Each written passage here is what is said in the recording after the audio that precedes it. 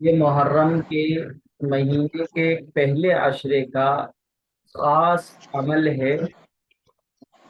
کہ اپنے اہل و عیال، فیملی اور پریوار والوں پر اپنے سینے میں یا پھر لباس وغیرہ میں خاص اہتمام کیا جائے، وسعت کی جائے، یعنی کہ روزانہ کے مقابلے میں کچھ خاص بنایا جائے یا روزانہ کے مقابلے میں خریدا جائے۔ یہ اس سلسلے میں لوگ افراط تفریط کے شکار۔ دیکھیے، ایک ہوتا ہے افراط اور ایک ہوتا ہے تفریط اور ایک ہوتا ہے اعتدال۔ افراط کہتے ہیں لمٹ اور حد سے زیادہ کرنے کو تفریط کہتے ہیں کسی چیز کو حد اور لمٹ سے کم کرتا ہے۔ تو امت محمدیہ کو افراط سے بھی منع کیا گیا ہے اور تفریط سے بھی منع کیا۔ اصلا کوئی اپنے مال کو فضول خرچ کرے، یہ بھیجا خرچ کرے، یہ افراط ہے، فضول خرچی کو منع کیا گیا۔ اور قرآن کریم نے کہا ان المبذرین کانوا اخوان الشیاطین، کہ فضول خرچی کرنے والے شیطان کے بھائی۔ اور کوئی واجب اور ضروری حق کی ادائیگی اور ذمہ داری پر بھی خرچ نہ کرے تو اس کی بھی مذمت کی گئی، اور کہا کہ بخیل وبعید من الناس وبعید من اللہ وبعید من الجنہ وقریب من النار، کہ بخیل شخص وہ ہے جو نہ تو اللہ کے حق میں اور اللہ کے احکام کی ادائیگی میں اپنا مال خرچ کرے، اور نہ ہی اس کے اوپر جو ضروری ذمہ داریاں ہیں ان میں خرچ کرے، بلکہ بچا بچا کے رکھے، گن گن کر رکھے، سیت سیت کر رکھے۔ اس کو بخیل کہا جاتا ہے، کنجوس کہا جاتا ہے۔ پیارے آقا نے فرمایا کہ بخیل اور کنجوس آدمی لوگوں سے دور ہوتا ہے، اللہ سے دور ہوتا ہے، جنت سے دور ہوتا ہے اور دوزخ کے قریب ہوتا ہے۔ اس کے بالمقابل سخی، سخی یعنی جو ضرورت کے موقع پر خرچ کرتا ہے، اور جہاں لیکن وہاں پر خرچ کرنے سے اللہ کی رضا اور اس کی خوشنودی مل سکتی، تو ایسی جگہوں پر بھی خرچ کرتا ہے تو اسے سخی کہتے۔ اور سخی قریب من الناس وقریب من اللہ وقریب من الجنہ وبعید من النار، کہ سخی لوگوں کے ہوتا ہے، لوگوں کے دلوں میں محبت ہوتی ہے، اور اللہ کے بھی قریب ہوتا ہے۔ اسی طریقے سے جنت کے بھی قریب ہوتا ہے، دوزخ سے دور ہوتا ہے، دوزخ سے دور ہوتا ہے۔ تو بہرحال میں کہہ رہا تھا ایک ہوتا ہے افراط اور ایک ہوتی ہے تفریط۔ تو افراط کے لیے بھی منع کیا گیا ہے اور تفریط کے لیے بھی منع کیا گیا۔ اس کے بالمقابل آتا ہے اعتدال، یعنی ہر چیز کو اس کے حد میں رکھنا، یہ جو ہے اعتدال کہلاتا ہے۔ اور اس کے لیے اس کی تعریف کی گئی ہے کہ اعتدال پسند ہونا چاہیے انسان کو، اور افراط سے اپنے آپ کو بچانا چاہیے۔ اسی طریقے سے تفریط سے بھی اپنے آپ کو بچانا چاہیے۔ لہذا محرم الحرام کا مستحب عمل یہ تھا، 10 محرم کے دن دو چیزیں سنت تھیں۔ ایک تو روزہ، جو چیزیں 10 محرم الحرام کو سنت سے ثابت ہیں وہ ایک تو روزہ رکھنا، اور اس کے ساتھ 9 یا 11 تاریخ کا روزہ ملا لینا، یہ بہتر ہے۔ دوسرا عمل تھا اہل و عیال پر، خاندان پریوار والوں پر نان و نفقہ، یعنی پکنے کھانے خرچے میں وسعت اور فراخی کی جائے۔ بس یہ دو عمل سنت سے ثابت تھے، اس کے علاوہ دوسری چیزیں ثابت نہیں۔ اب یہاں پر یہ شبہ ہوتا ہے، یہ ڈاؤٹ ہوتا ہے کہ اگر ہم 10ویں محرم عاشورہ کا اگر روزہ رکھتے ہیں تو کھانے پینے وغیرہ میں وسعت والا عمل کیسے ہوگا؟ کیونکہ افطار کا جو وقت ہوگا وہ تو 11ویں محرم لگ جائے گا، تو 10ویں محرم میں اگر روزہ رکھتے ہیں تو وسعت کھانے پینے میں اہل و عیال پر وسعت والے عمل پر کیسے عمل ہوگا؟ تو اس کا جواب یہ ہے کہ بعض اہل علم حضرات کے مطابق اہل و عیال، خاندان، بیوی بچے پر وسعت کھانے کے ساتھ خاص نہیں، بلکہ اہل و عیال، بیوی بچوں کی دوسری ضروریات مثلا لباس وغیرہ میں بھی وسعت کی جا سکتی ہے۔ لہذا جب وسعت کھانے پینے کے ساتھ خاص نہیں رہی بلکہ لباس وغیرہ کی شکل میں بھی ہو سکتی ہے، تو اس وائڈ مفہوم اور مطلب کو پیش نظر رکھتے ہوئے کھانے پینے کے علاوہ دوسری چیزوں کے ذریعے وسعت دی جا سکتی ہے اور روزہ بھی رکھا جا سکتا ہے، یعنی روزہ رکھ کر بھی وسعت کی جا سکتی ہے۔ اور اسی طریقے سے بعض محدثین نے عاشورہ کی رات میں بھی وسعت کا ذکر کیا ہے۔ 9 محرم جب آپ 9 محرم کی مغرب ہو جائے گی تو جو 10ویں محرم کے روزہ رکھنے کے لیے جو آپ سحری تیار کریں گی اور اس سحری میں کچھ اچھا خاصا ڈیلیشس، سوادشٹ اور مزیدار، ذائقے دار اور سویٹ ڈش بنائیں گی، تو محدثین کے مطابق عاشورہ کی رات میں بھی وسعت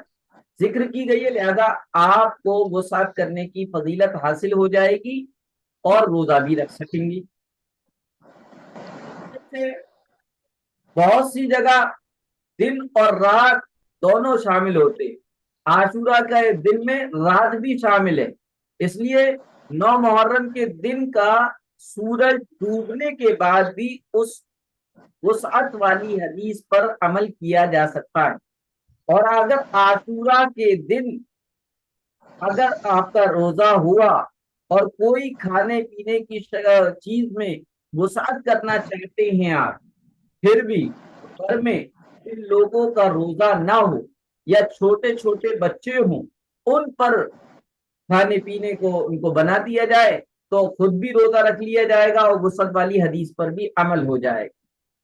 تو میں کہنا چاہ رہا تھا کہ 10ویں محرم میں اللہ کے رسول صلی اللہ علیہ وسلم نے فرمایا 10ویں محرم عاشورہ کے دن اپنے گھر والوں پر وسعت کی، اللہ تعالیٰ اس کے رزق میں پورے سال وسعت فرمائیں گے۔ وسعت کے معنی بہت زیادہ گنجائش فرما دیں گے، بہت زیادہ وائڈ کر دیں گے۔ اس میں علماء نے ان احادیث پر عمل کیا اور لکھا ہے کہ ہم نے 50 سال اس عمل کا تجربہ کیا ہے کہ ہم نے ہمیشہ خیر و برکت ہی پائی۔ ہم نے اگر عاشورہ کے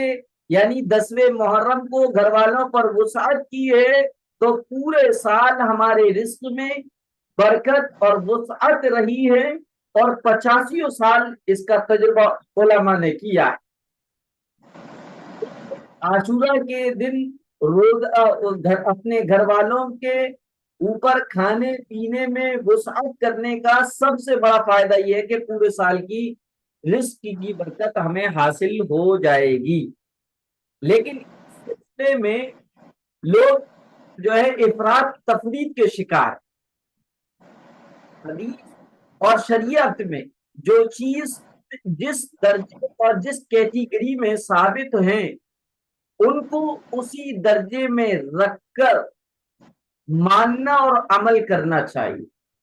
اور ان کو ان کے درجے سے بڑھانا نہیں چاہیے، یہ بھی شریعت میں غلط۔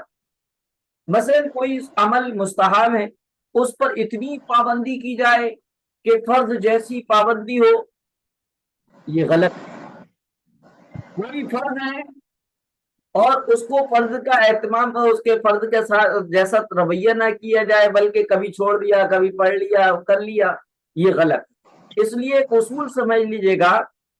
شریعت میں جو حکم جس درجے میں ثابت ہے اس کو اسی درجے میں رکھ کر ماننا اور عمل کرنا چاہیے، اور ان کو اس کے درجے سے بڑھانا بالکل بھی نہیں چاہیے۔ بہرحال اس حدیث، وسعت والی حدیث پر آج کل یہ کچھ لوگ افراط کے شکار ہیں، کچھ لوگ تفریط کے شکار ہیں۔ افراط مانے زیادتی اور تفریط مانے کمی زیادتی کا شکار ہے۔ بعض لوگ تو سرے سے اس کو بلکہ اس کا انکار کرتے ہیں۔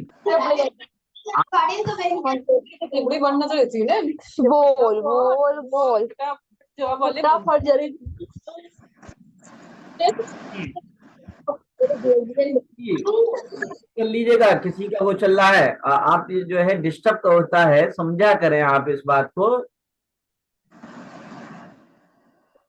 تو بعض لوگ افراط اور تفریط یعنی کمی زیادتی کے شکار ہیں۔ بعض لوگ وسعت والی حدیث کا سرے سے انکار کر دیتے ہیں اور کہتے ہیں یہ ثابت نہیں، حالانکہ میں نے ابھی آپ کو بتایا کہ الترغیب میں یہ حدیث موجود ہے، اور مختلف حدیث کی کتابوں میں یہ حدیث آئی ہے، اور مختلف سندوں کے ساتھ یہ حدیث آئی ہے۔ لہذا ان لوگوں کا بالکل اس کو انکار کر دینا، یک طرفہ یک لہجے میں یہ کہہ دینا یہ حدیث نہیں ہے، یہ افراط ہے۔ دوسری طرف بعض لوگ اس کو اتنی اہمیت دیتے ہیں کہ فرائض و واجبات ادا کرنے اور گناہوں اور حرام کاموں سے بچنے کے مقابلے میں اس قسم کی کھانے پینے کی چیزوں کا زیادہ اہتمام کرتے ہیں اور اس کو اپنے درجے سے بڑھا دیتے ہیں۔ صرف اسی عمل کو سارے سال کی روزی میں برکت و وسعت کا یقینی ذریعہ سمجھتے، حالانکہ بعض اوقات گناہوں کی وجہ سے بھی انسان کی روزی تنگ ہو جاتی ہے۔ اس لیے حدیث کے بارے میں افراط اور تفریط، کمی اور زیادتی سے بچ کر اعتدال والی درمیانی راستہ، اعتدال والی راہ اختیار کرنی چاہیے، اور وہ یہ ہے کہ اس حدیث کا انکار نہ کیا جائے، لیکن دوسری طرف اس حدیث میں بیان کردہ عمل کو فرض اور واجب نہ سمجھا جائے، بلکہ دنیاوی برکت کا ایک عمل سمجھا جائے، اور نہ کرنے پر آپ کو، اپنے آپ کو یا دوسروں کو گناہگار یا قابل ملامت بھی خیال نہ کیجیے، سوچیے گا بھی نہیں۔ یہ بھی نہیں سوچنا ہے، نہ یہ وہم کرنا ہے کہ یہ عمل نہ کرنے کی وجہ سے یقینی طور پر سال بھر بے برکتی رہے گی، اور جو یہ عمل نہیں کرے گا اس پر لعن طعن بھی نہ کیا جائے۔ اسی طرح یعنی عاشورہ 10ویں محرم کو اپنی حیثیت سے زیادہ خرچ کرنا، فضول خرچی کرنا، یا اس کے لیے قرضہ لینا، یا کسی خاص قسم کے کھانے، مثلاً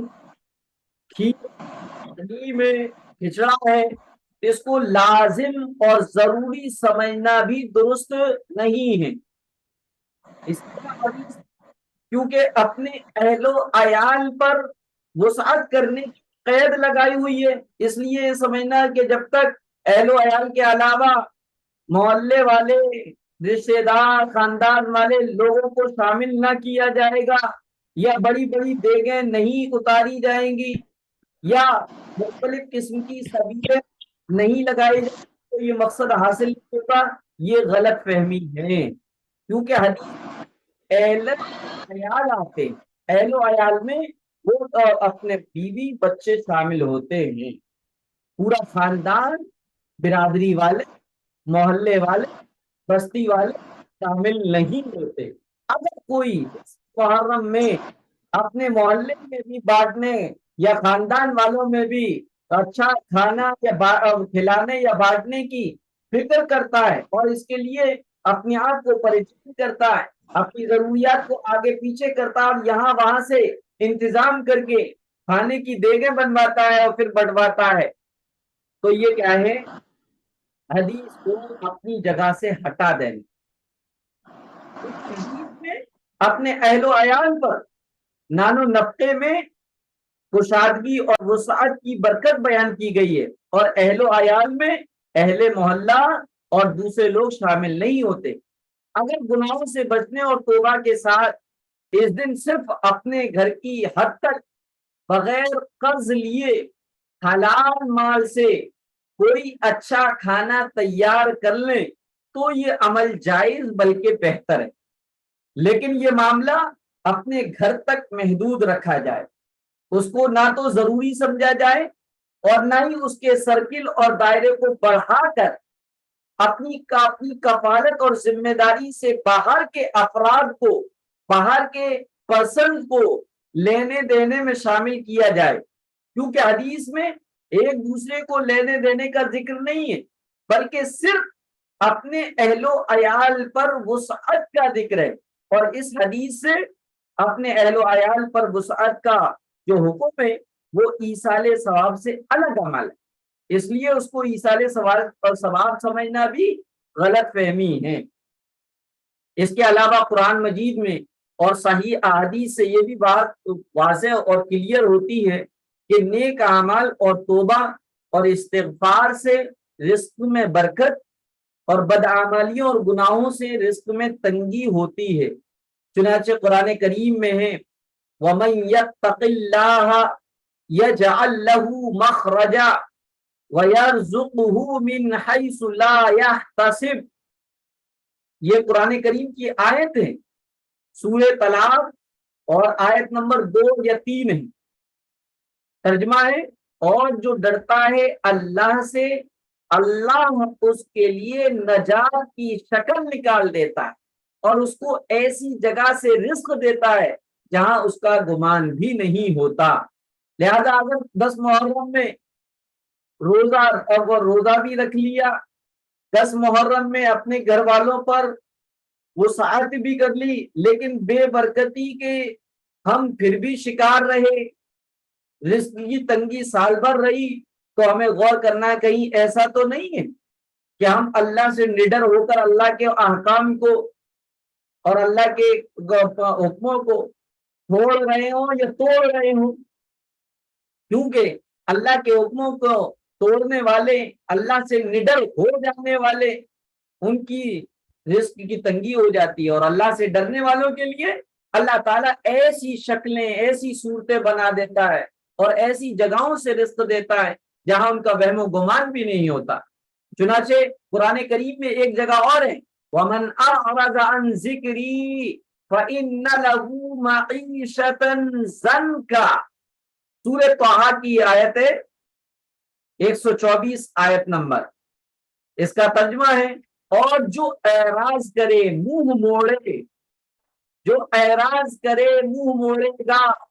میں اللہ کہہ رہا ہوں میرے ذکر سے،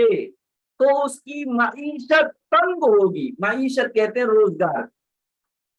تو اس سے پتہ چلا، ایک حدیث سے، ایک آیت سے یہ پتہ چلا ہے کہ اللہ سے ڈرنے کی وجہ سے رزق میں برکت ہوتی ہے، اور اللہ کے احکام کو چھوڑنے سے رزق کی تنگی آتی ہے۔ اسی طرح حضرت ثوبان رضی اللہ تعالیٰ عنہ سے روایت ہے، اور ابن حبان کی روایت ہے، اس کا ترجمہ یہ ہے کہ رسول اللہ صلی اللہ علیہ وسلم نے فرمایا بے شک آدمی رزق سے محروم کر دیا جاتا ہے اس گناہ کی نحوست کی وجہ سے جس کو وہ اختیار کرتا ہے۔ تقدیر کو صرف دعا ہی رد کرتی ہے، اور عمر میں صرف صلہ رحمی اور رشتہ داروں سے نیک سلوک کرنا ہی اضافہ کرتا ہے۔ تو اس حدیث سے جو پوائنٹ کی چیز ہے وہ یہ ہے کہ آدمی رزق سے محروم کر دیا جاتا اس گناہ کی نحوست کی وجہ سے جس گناہ کو وہ کرتا ہے۔ تو گناہوں کی نحوست سے آدمی کی رزق کی برکت تو محروم ہو جاتی۔ اس لیے اگر ہم نے 10ویں محرم میں اچھا کھایا، اپنے گھر والوں پر وسعت کی، لیکن پورے سال بے برکتی کے ہم شکار رہے، تو حدیث نعوذ باللہ غلط نہیں ہے، بلکہ ہم خود غلط، کہیں نہ کہیں ہم سے گناہ ہو رہے ہیں، کیونکہ گناہوں کی وجہ سے رزق کی تنگی ہو جاتی ہے۔ یہاں پر رکے ایک بات سمجھ لی جائے، الیاذ باللہ، نعوذ باللہ اور معاذ اللہ، 3 سینٹنس، الیاذ باللہ، نعوذ باللہ اور معاذ اللہ، ان تینوں کے معنی، معاذ اللہ اللہ کی پناہ، نعوذ باللہ ہم اللہ کی پناہ چاہتے ہیں، الیاذ باللہ، الیاذ باللہ اللہ کی پناہ، تو معاذ اللہ اور الیاذ باللہ دونوں کے معنی اللہ کی پناہ، اور نعوذ باللہ ہم اللہ کی پناہ چاہتے ہیں، یعنی کوئی ایسی بات آپ کہنا چاہ رہے ہیں یا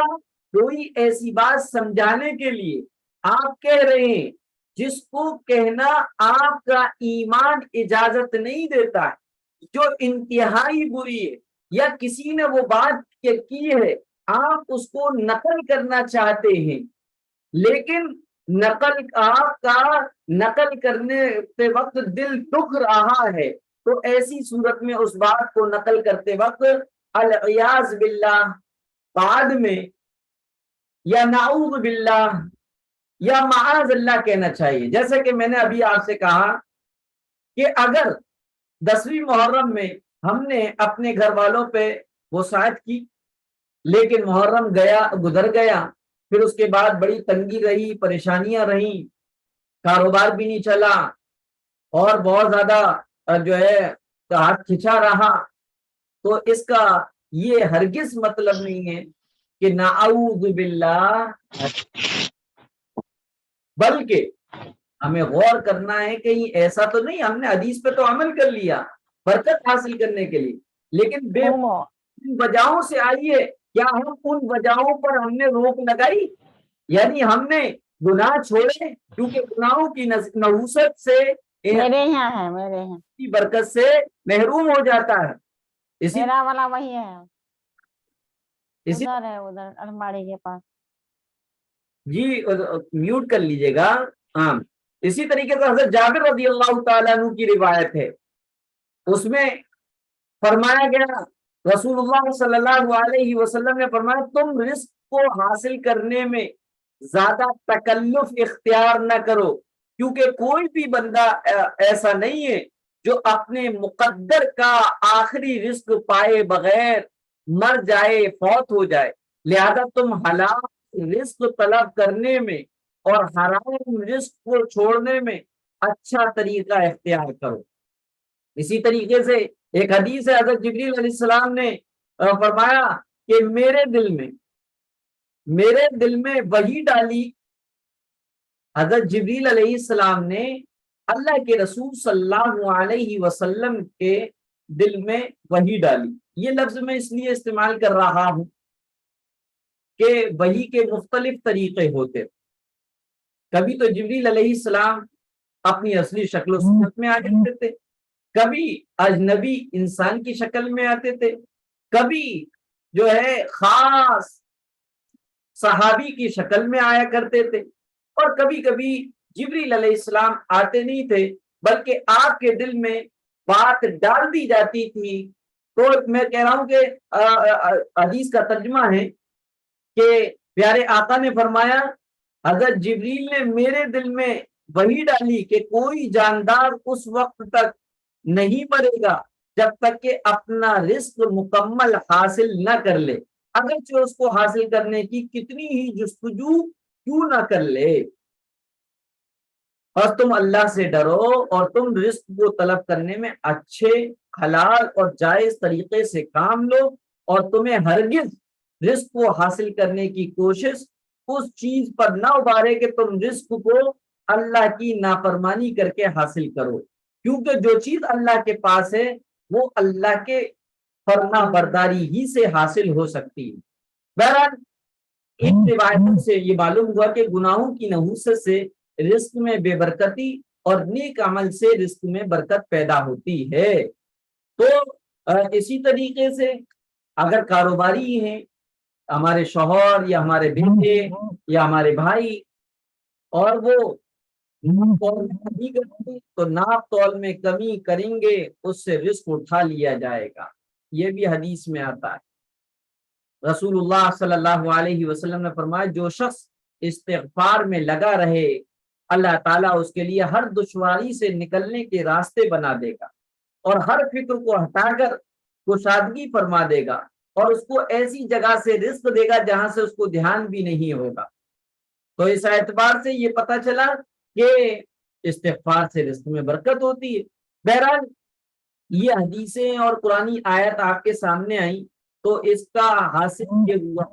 जिनसे पता ये चला कि तकवा और नेक अमाल से रिस्क और नेमतों में बरकत और गुनाहों से तंगी और बेबरकती आती। लिहाजा नेक अमाल और गुनाहों से बचने का एहतिमाम करना भी जरूरी है,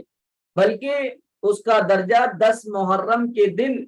अपने अहलो अयाल पर खाने पीने में कुशादगी और फराखी वाले अमल से भी ज्यादा अहम है।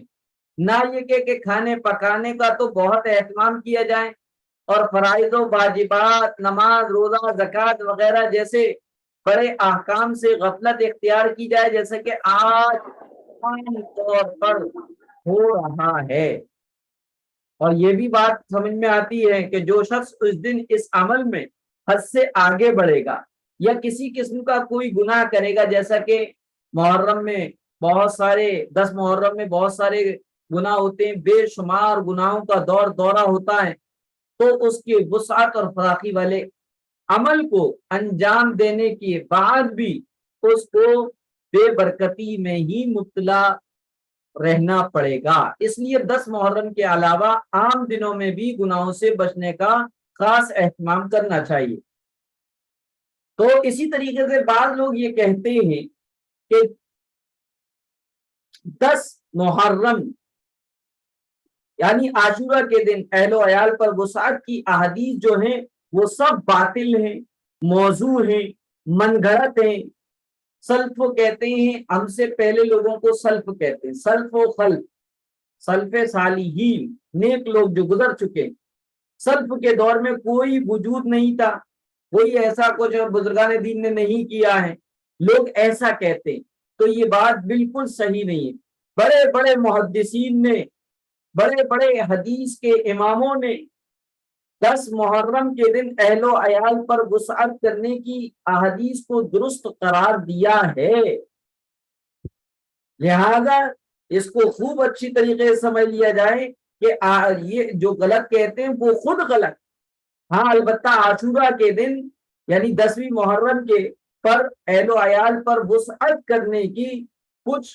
कैद हैं, कुछ शराइत है जिनका ख्याल रखना है। रिस्क में बरकत हासिल करने के लिए आशूरा के दिन अपने घर और अहले खाना की हद तक अपनी हैसियत के मुताबिक अच्छा और उम्दा खाना तैयार कर दिया जाए, न लंबी चौड़ी तकरीबात का एहतमाम किया जाए,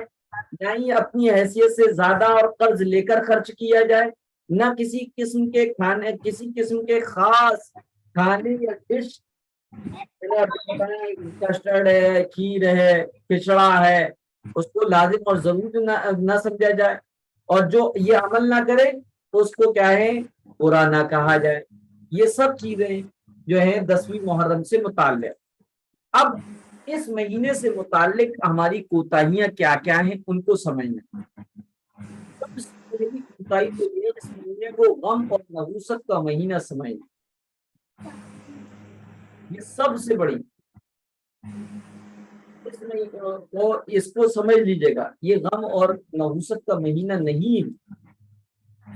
तारीख में कोई गमनाक वाकया या कोई हादसा या नुकसान पेश आ जाए,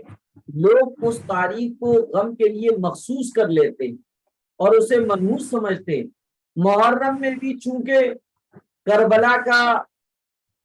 एक वाकया सानिहा पेश आया था, इसलिए दीन से नावाकिफ लोग उसे गम और नहूसत का महीना समझते हैं, हालांकि ये कई एतबार से गलत है। पहला रीजन ان کا یہ خیال، جو لوگ محرم کے مہینے کو غم اور نحوست کا مہینہ سمجھتے ہیں، ان کا یہ خیال بالکل غلط ہے۔ اس کا پہلا ریزن یہ ہے کہ کوئی زمانہ منحوس نہیں، بذات خود کوئی زمانہ منحوس نہیں ہے۔ کوئی زمانہ اگر منحوس کہلاتا تو وہ بندوں کے ان اعمال کی وجہ سے کہلاتا ہے جو وہ اس زمانے میں اور اس وقت میں کرتے ہیں۔ گویا نحوست کا اصل ریزن برے اعمال ہیں، نہ کہ زمانہ، وقت، دن، تاریخ نہیں۔ تو جس وقت کوئی بندہ نیک کاموں میں مشغول ہوتا ہے، وہ وقت اور وہ زمانہ اس کے حق میں مبارک ہوتا ہے، اور جس وقت کوئی بندہ یا بندی اللہ کی نافرمانی یا گناہ میں مبتلا ہوتا ہے، تو وہ زمانہ، وہ وقت اور وہ دن، وہ مہینہ، وہ تاریخ اس کے حق میں منحوس ہوتے ہیں۔ دوسرا ریزن فضیلت والا مہینہ ہے۔ محرم کا مہینہ تو ویسے ہی فضیلت والا مہینہ ہے، اس میں نحوست کا تصور کیسا؟ تیسری، شہادت بری چیز نہیں ہے۔ حضرت حسین رضی اللہ تعالیٰ عنہ کی شہادت کی وجہ سے اس مہینے کو غم کا یا نحوست کا مہینہ سمجھنے سے یہ گویا یہ لازم آتا ہے کہ نعوذ باللہ شہادت کوئی بری یا منحوس چیز، یہ تو سراسر غلط ہے۔ شہادت تو ایسی چیز ہے جس کو ہم اور آپ کو بھی مانگنا چاہیے دعا میں، اللہم ارزقنی شہادتن فی سبیلک، اللہم ارزقنی شہادتن فی سبیلک، اے اللہ ہمیں اپنے راستے میں شہادت کی موت عطا فرما۔ یہ دعا مانگنا سنت ہے۔ اللہ کے رسول صلی اللہ علیہ وسلم نے فرمایا لوددت، میرا دل چاہتا ہے کہ میں اللہ کے راستے میں قتل کیے جاؤں، شہید کیے جاؤں، پھر زندگی مجھے ملے، اور پھر اس زندگی کے بعد پھر مجھے اللہ کے راہ میں شہید کیا جائے، پھر زندگی ملے، پھر شہید کیا جائے۔ تو شہادت تو اتنا بڑی عظیم چیز ہے۔ شہادت کے فضائل میں بہت کچھ آیا حدیث میں، شہید کے تو بہت فضائل بھی آئے ہیں۔ شہید عام مردوں کی طرح نہیں ہے، اس کو برزخ میں ہمیشہ کی زندگی کا امتیاز عطا ہوتا ہے۔ قرآن کریم میں آیا وَلَا تَقُولُوا لِمَن يُقْتَلُ فِي سَبِيلِ اللَّهِ أَمْوَاتٌ، اور نہ کہو مردہ ان لوگوں کو جو اللہ کے راستے میں شہید کر دیے گئے۔ شہید کو اللہ کے حضور بارگاہ خداوندی میں خصوصی جگہ اور قرب حاصل ہوتا ہے، جنت کا رزق اور انعامات پر اور کیا ہے خوش نصیبی ہوتی ہے۔ لہذا روایتوں میں آتا ہے کہ شہید کی روح جنت کے گرین پکشی اور پرندوں کے پپوٹوں میں ہوگی، اور وہ پرندے جنت کے بالا خانوں میں یہاں وہاں اڑتے رہتے ہیں۔ تو یہ کیا ہے، شہید کے فضائل ہیں۔ اگر کوئی غم کے